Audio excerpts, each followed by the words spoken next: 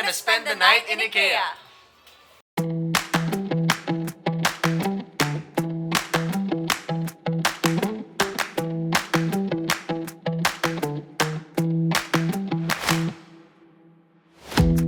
Do not worry, we are going to address all your issues because I would like to officially welcome everyone to Sweet Dreams Yeah. Like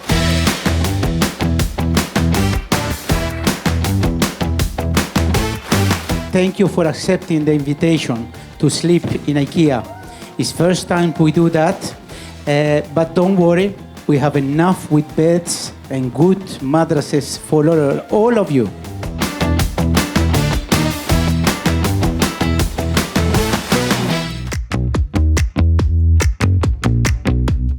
One third of my time I'm sleeping.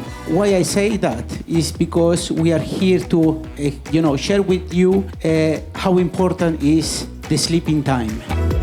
It's a very good idea to have a morning routine.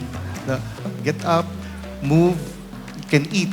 Kasi yun yung signals ng body that we will be starting our day. Ready.